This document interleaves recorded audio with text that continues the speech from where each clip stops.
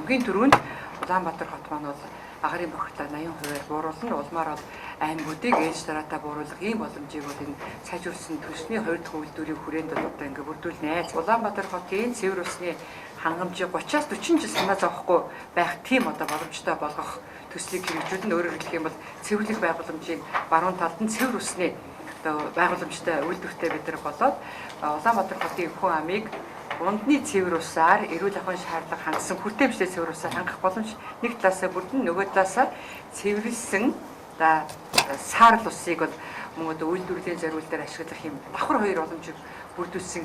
Одоо энэ ажил маань бол үндсэндээ энэ 4 жилийн хугацаанд 23-24 он гэхэд бол бид бүрдүүлнэ гэдэг энэ ажлаа бол ингээд яриад явах юм боломжтой юм байна. Энэ дээр хоттойгоо байгалийн ажиллагчдын юм бол одоо нэг толгойтой ажиллана.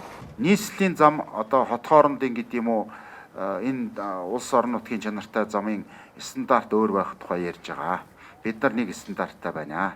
Манай нийслэлийн авто замын газраас, авто замын хөгжлийн газраас хэрвээ одоо энэ нийслэлийн замд зориулсан стандартынхаа төслийг боловсруулад ирвэл яам тэрийг одоо холбогдох газруудтай ярилцаад дэмжиж явуулахад бэлэн байгаа.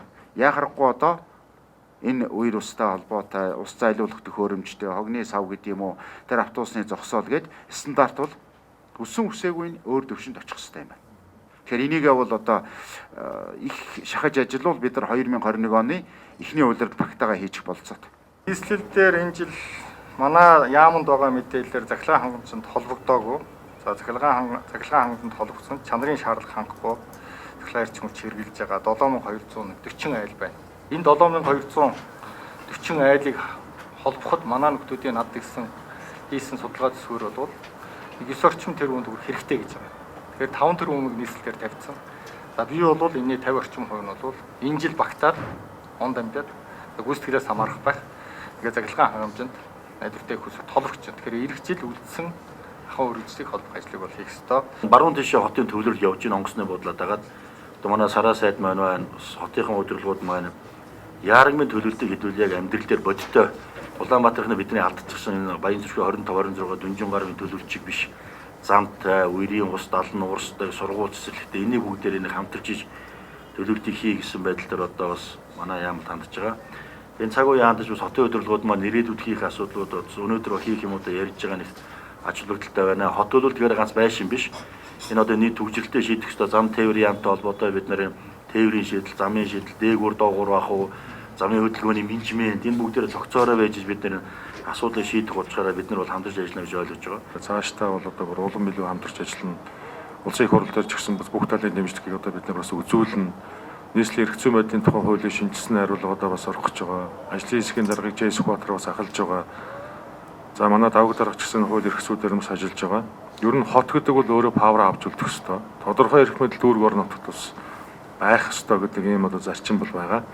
Тэгээ энэ чиглэлүүдийг бол давг дарга болон ажлын хэсгийн дарга Сүхбаатар дарга бусад одоо хүмүүсүүд бол бас бид нар уулзаж ярилцаж өөрөг чиглэлүүд хоорондоо бас санал солилцож ер нь хотынхаа одоо энэ эрх мэдлийн үрээ санхүүгийн эрх мэдэл за ерөөсөн төсвийн эрх мэдэл захиргааны эрх мэдлийг одоо бид нар бас нэлээд бас зангидах байдалтайгаар нэмэгдүүлэх байдалтайгаар одоо бас оруулахаар бол тооцож байгаа.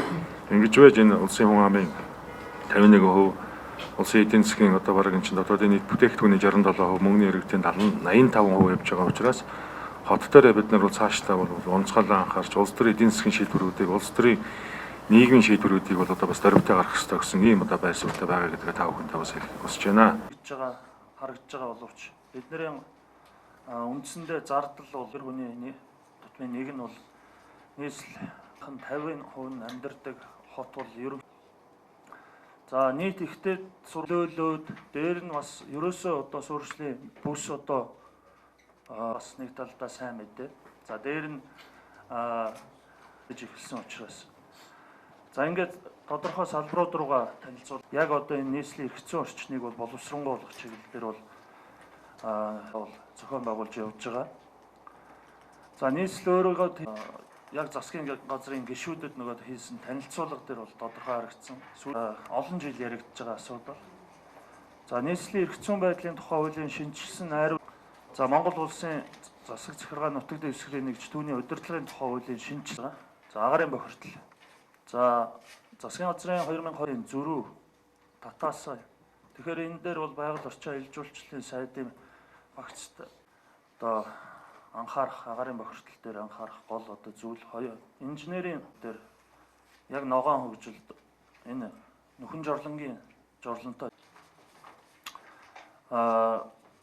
ер нь бол бидний яг энэ байгаль орчин аялал жуулчлалын яам, барилга бот байгуулалтын яамтайгаа хамтраад энэ дээр яг одоо чиглэл дээр бол бас 174 тэрбум гэж манай захирагчийн ажил 2020 он хүртэл хөгжүүлэх ерөнхий төлөвөө дуусж байгаа.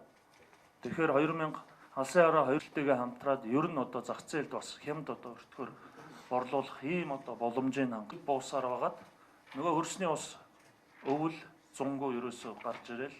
Одоо зам тээврийн яам ч гэсэн шууд холбоотой байгаа. Ягаад тэгэхээр манай шинэ нисэх хэмжилж танилцуулъя. Тэгэхээр ер нь бол энэ олон төрөлтийн дулаан үдээрээ одоо санал нийлсэн. Хоёрт нь бол нийтийн тээврийн одоо төрлийн